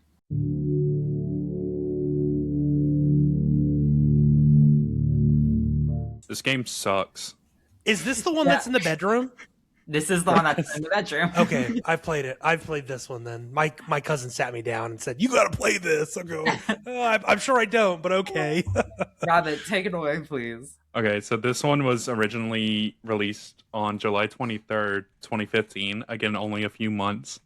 And it was supposed to be released that Halloween. But Scott Cawthon cannot commit for shit. Correct. So he released it way early. It's the year I graduated high school, by the way, too. I would have graduated that Really? May. That's crazy. Oh my god. Yeah. This is the year I came into high school. Oh my god. Yeah, see, so totally different. Like, and my cousin was still in high school, and he's the one who made me sit down and play this. So, yeah, y'all Bryson, about the same gotta play age. Holy I didn't verify this when I wrote it, but I'm pretty sure it's true. My sources are I made it up. It's the lowest rated game of the original 4, I believe. I remember it not being received as well. Yeah, I as would the say first. it's definitely the more divisive of the first 4, I would say. This one's... Because this gameplay, whereas the other one you have cameras, power, this one, you have to rely on sound. This is the sound game. You have to use your ears. If you do not have your sound high enough, you will lose. Which is a funny thing, because the characters will literally scream at the top of their lungs when you lose. Like when you get jump scared, they will scream. So you have to be super loud, listening for their breathing, and if you don't hear them correctly, you're going to lose your hearing. So, fun. Yeah. Sorry, So- Rabbit, continue. Like Maddie said, we play as a little baby boy. Well, Presumably, baby boy. we don't know. We know we're a child. We don't know what child. Yeah. We are a Um, child. We don't know And that what... is one of the continuing mysteries of this game that infuriate me to no end. Yep. This one, you're going to be a little mad, I think, Stevie. And the animatronics in this game are nightmares. Everyone's called a nightmare. Yeah. I put Nightmare Freddy up here so you could see. He's all messed up. He's got little threads coming out of him. Redlings, as they're called by the community. Baby And this game is set in a house instead of a pizzeria, seemingly set in a house. Well, probably the most devious bedroom, by the way, because I mean this as somebody who's never seen it before in real life. Who has a bedroom with 2 doors? I never thought about that. Oh my god! Maybe one's like a connecting bathroom that has, some No, bathrooms they have like both 2. connect into hallways. Hallway on your Oh, left, okay. hallway on Well, your right. Who sleeps?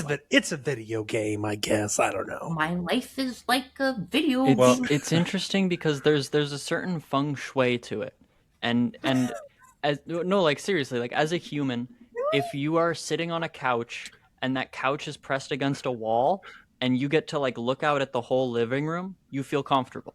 But if your couch is like in the middle of that living room looking at just the dining room and you sit on it, you'll feel like you have to get up and go somewhere. You'll have to feel like you just can't be comfortable.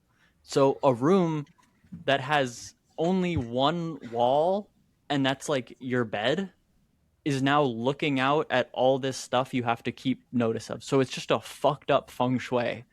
And it feels like good for a horror game, but it's uncanny in that way, where it's not really how people build houses because it feels wrong. Well, this might not even be a house. Ooh. Oh, That God. We will we don't get to have time that. to unpack all this. We will get to Okay. that in another Okay. episode. This just That will might come not be up a quick in memo. 11 years. Yeah.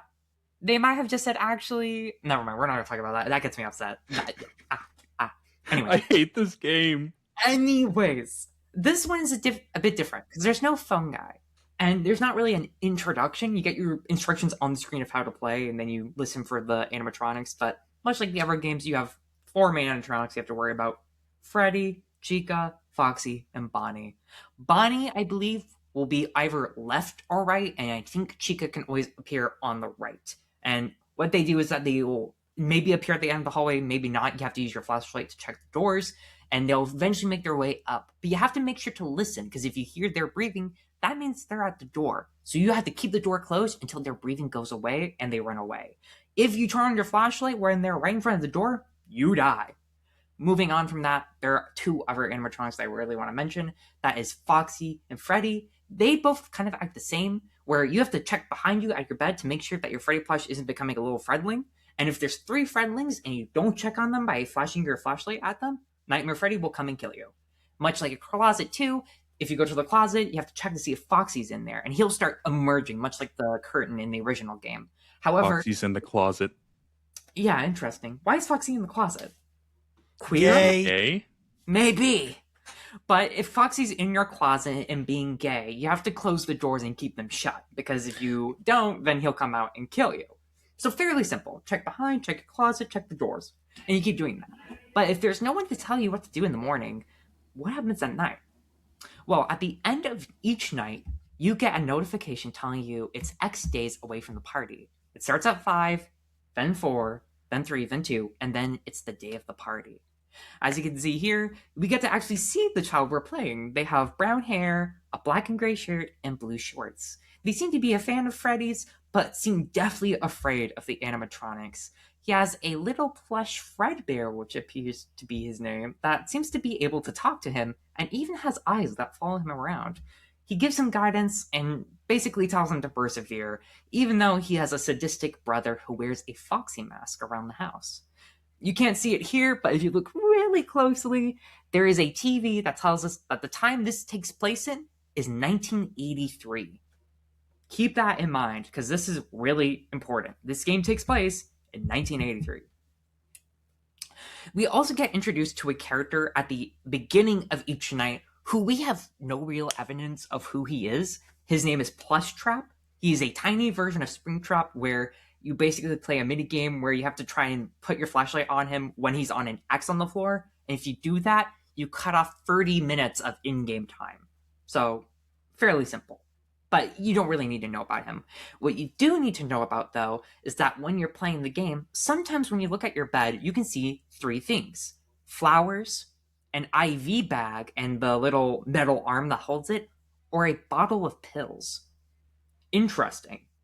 As the nights progress, we learn more, and we actually get to see the crying child as we get to know him being at Freddy's. He'll be under tables crying and talks about how he saw something he shouldn't have, and he's deathly afraid of the animatronics because of this. We even get to see the purple guy. Curious. But he's just in the background working, not really hurting anybody. Eventually, it's the day of the party, and our crying child goes because it's his party. It's his birthday. But his brother wearing the Foxy mask seems to be relentlessly bullying him and tries to convince his friends that wear a Chica mask, a Freddy mask, and a Bonnie mask that his little brother should go kiss Fredbear. And thus, we get the infamous, "Is that the Bite of 87?" from Markiplier. But however, this is actually not the Bite of 87. This is the Bite of 83. Because if you go back to the TV, this game takes place in 1983. So there's now 2 bites. The Bite of 83 and the Bite of 87. One minor thing I'll mention, this won't be important until the next game, which we're not covering. The little boy, known as the crying child, apparently did have a sister, but she seems not to be around anymore. She seems to be missing. So now we have all of that in mind. We also have to talk about the ending of the game. There are 2 more animatronics that can show up. One will replace all the other animatronics on the final night, where if you beat it, you get the cutscene of the child getting bit by Fredbear. That being Fredbear himself, Nightmare Fredbear. And then there's a secret night called Nightmare, or yeah, Nightmare mode, where you go against a character named Nightmare, which is a dark recolor of Nightmare Fredbear. All of that said, Crying Child seemingly dies in the mouth of Fredbear, but his little Freddy plushie consoles him, basically telling him that he will remake you. He will put you back together. Interesting. Did we just learn the identity of the fifth child? Who is the fifth one?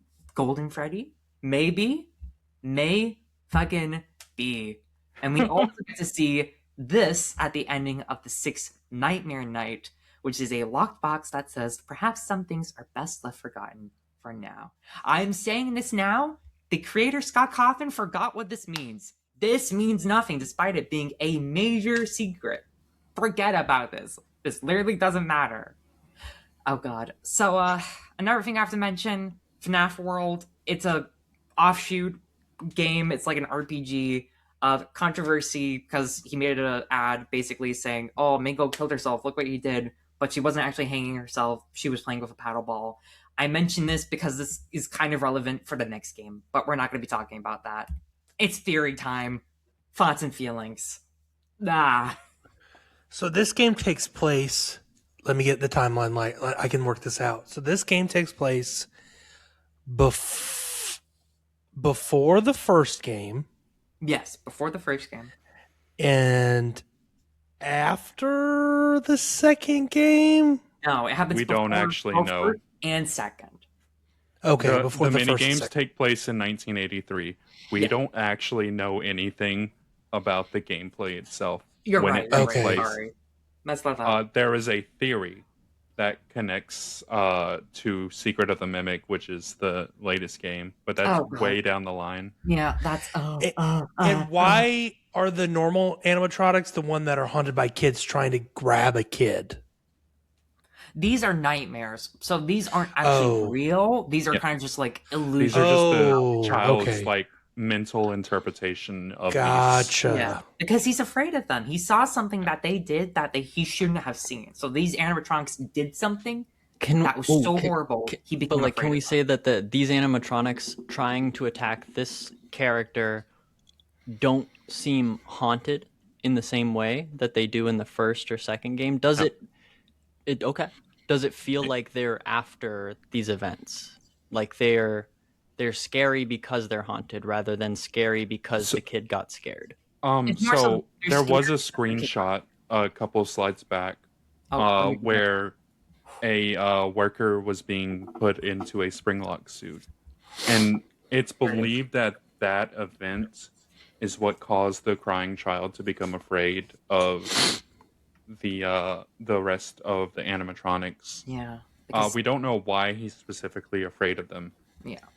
But some common Okay. theories. Oh, sorry. I was gonna say, but some common theories is that he saw the purple guy in the spring Bonnie costume kill somebody, and he assumed, oh, Bonnie did it. Oh my god, he kills people. Or maybe he saw someone get spring locked in the suit, or maybe he saw someone being taken away by someone wearing one of the suits. That's like the common theories, but we don't know for sure. He just saw something really bad. And we might not even be playing as the crying child. I hate That's what I was this going game. to say next, right? Like it's the one thing we can tangentially connect is that you play as somebody who seems to be living in a bedroom intended for like a 5-year-old, Mhm. and then after that, each night you play a mini game depicting somebody who is probably less than 10, and it's their birthday. Yeah. Like it's hard to tell with the pixel arts because like they're Exactly. like half the size of another kid. That's not really how heights work. It's hard to really display age with pixel art. But Exactly. yeah, right. Like we can infer that this is like a very very young child's bedroom. Yeah. But we don't know if it's contemporaneous with the kid, right? Like maybe they're scared of stuff that happened in the past and they're imagining it again, right? Maybe this is a Yeah. dream, much to the nightmare name on things. Yeah. I'm Maybe glad an you said older that. kid is right. Maybe an older kid is imagining them being young again in their dream. Yeah. Who I'm glad knows? you mentioned that though, because that was probably the most popular theory back in the day. Even Game Theory made a theory about this all being a dream. all the games from FNAF 1 to 4 were all the dream of this dying child, basically, who got his head crushed by Fredbear. Same And with because of Pokemon, this, whatever, people were right? so upset about it that Scott Coffin said, you know what, I'm going to make another one because I don't want that to be the ending. Which leads us to Sister Location. But we're saving that for another episode. Oh, because thank God! Save that! Save that! I was Yeah. gonna say, I was like, yeah, we're running really Yeah. long. That's- I think I'm FNAF'd out. yeah, we're FNAF Yeah. out. So, And I bet you are too, viewer. yeah, you're probably like, God, Madison, shut the fuck up. I want to get out. And don't worry, you're free. You're free. You're out now. Because we actually got to talk about Dead by Daylight again. We got to talk about our killer tier list. Woo! Woo! Mhm. Yeah, let's pull out of this Five Nights at Freddy's parking lot and Yeah, go we're right to leaving the DVD Freddy's. drive-through. We're getting out of here. So, if you guys don't know what this is, basically, once a week, every week, we go through the killers in chronological order and place them on our own custom tier list. Though killers may change position, currently our tier list reads as following. In S is Nurse, in A, it's Hillbilly, then Spirit, in B, it's kind of a smorgasbord, but it's Shape, Huntress, Nightmare, Plague, Demogorgon, Wraith, then Cannibal. In C, we have Pig, Dr. Clown, Legion Hag, and in D tier, we have Ghostface and Trapper. And today, we're looking at another Yamaoka killer. We're looking at the Oni. Woo! Woo! So, if you don't know, we count to 3 with a ranking in mind, and we kind of reveal it at the same time. And then we discuss who's right, what's the majority, where are they going to go. So, everyone, think of where you're going to place the killer. I'm thinking right now. I got an idea. Everyone got an idea? Yep. All right, on the count of 3. 1, 2, 3. A. B. A Yeah. big time. Fairly Yeah. simple. Put Oni There up you go. there. Yeah. So while I take a rest because my voice is really strained. Guys, discuss. Why Oh, is totally. Oni A? Actually, Bryson, didn't you say B? I did, only because Oni is an M1 killer without. Interesting. Like- Without his power, he's an M1 killer. Okay. Yeah, without his power, he's he has no power if he does not injure you, and so that is his biggest flaw. He has to, unlike a lot of other killers, he has to earn it. And I'm not saying he's like low B. I'd say he's mid or upper B. But like when he has his demon, I don't know what the proper term is. I call it demon dash or rage or rage. whatever. Dash or rush. Yeah, when he has that, like if he had that all the time, he would be an S tier killer, I would argue. Like he would be incredible, he would be unstoppable. However, he has to work for it, unlike a lot of other killers who don't, who start out with their power all the time. So the longer you deny that power, the better. The more gens you can crank out, the less pressure he can apply, because Oni is just an M1 killer if he doesn't injure you. So that's kind of where I leave it. I agree, but like he's also just so powerful when he does have his Absolutely. power. And especially because he's like a snowballer. Exactly. The longer you stay injured against him, the more powerful he is. And I feel like he can keep you injured pretty well because of his high mobility. He can just go from place to place whenever he has his power. Exactly. I totally agree with you in that his early game's hard. The fact that like you could keep an Oni from getting more than 2 hits in like 1 or 2 gens can, cuck him from his power. But I think the fact that his power is limited by only 2 hits, right? If he starts chasing you, he gets an M1 after 30, 45 seconds, you've done your job. More than anyone can ask. But then maybe they get tired of you and go find someone else. That person gets hit instantly, and there's the power. And they're not going to drop it. The fact that an Oni gets to their power means it's never going to go away. You could hit a mean reset and then stealth the entire power, and then the Oni goes around and picks up all the blood, hits another demon dash, and doesn't get anything out of it. Then they're out of power. But if they get into power once, they have to fuck up twice to drop power, basically. If they can get a down or 2, that's a person who has to get unhooked and healed, and that leaves enough blood to get another demon dash going. So as soon as you get value out of your demon dash, you've secured another one further down the line. Exactly. And that Demon Dash itself is, I think, easier to use than like Blight. I think it's easier to use than the shape as far as getting around the map, as far as, maybe not at a tight loop, but for pressure and usability, I think it's one of the best dashes out there. Exactly. And it used to be more counterplayable. Yeah. I think that they worked in Oni flicks again. I think you can just flick 180 with him like it's nothing, because that used to be bullshit and they got rid of it, and it just seems like every Oni I go against does it nowadays. So I really don't know what I'm supposed to be up against with an Oni. I just assume if he gets near me, I should be dead. But that might be a skill issue. I will say I'm more inclined to put him at the bottom of A tier, only because, like Bryce said, you have to work for it, and like if you're he's bottom A tier for sure. Bottom of A. Yeah, like right. If he had his power all the time, that's S plus, easy. Yeah, but the fact that he works for it, but it's a pretty easy to use, A minus. Yeah. So that's what I'm thinking, but I do want to add that, like, once he gets that one tap, he's basically in power for the rest of the game. Like, there's never a period after he hits one person that he doesn't have his power, because once you have that blood flow, once you get that blood orbs on the map, and that person's, like, in chase, you down them, you have an infinite supply, because then you get your power, you hit somebody, because it's so easy to hit it, you just keep doing it forever. Oh. I was trying to focus my camera. Sorry, I didn't mean to distract you.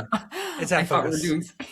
No, you're good. You're good. Yes. So, are we in agreement to put him in low A, or Bryson? Are you really confident in like? No, I'm outnumbered here, so you all have it. But I think if we're putting him in A, bottom of A for sure. Yeah. All right. Oni, bottom of A. And with that, this is probably our longest fucking episode ever. 2 hours. Yeah, we also had some tech issues, so we're gonna cut those out. And it was more like an hour 45, hour 50 maybe. But like it's a long. I genuinely think, even though you're doing less games next episode, it's probably gonna go longer. Oh, hands down, yeah. Yeah. Oh my god. There's so much to Pizzeria Simulator. Yeah. Oh my god. There's like 3 different plot lines we have to talk about. There's a character who shows up literally out of fuck nowhere, unless you read of course. And then is like the most important character, and we just don't know about him unless you read the book. Sorry, we're not talking about that. We are talking about the ending. That is all we have for you this week, folks. Thank you all so much for tuning in and supporting the show. Every comment, every like, every 5 or 4 or 3 or 2 or 1-star rating means a lot to us. Not the one. Fuck off if you played one. We'll make fun of you, literally. We are laughing at you if you do that. But please leave a review if you haven't left one. We would appreciate it. And if you want to see us more, we have a Twitch channel. We haven't really been using it super often, but hey, maybe we have some things planned. Sorry, been busy. Hey, I've been busy too. Totally get it. I'm giving eyebrows like I'm about to do something about it. Yeah, we also have some community events maybe happening in the future. So if you'd like to do that and maybe participate, talk to hosts and other community members, please check out our Discord in the description below. Thank you, Rabbit, for joining us. Thank you, Stevie. Thank you, Bryson. And thank you, listeners and viewers. We'll see you in the fog next week. Bye-bye. Thanks, everyone. Bye-bye.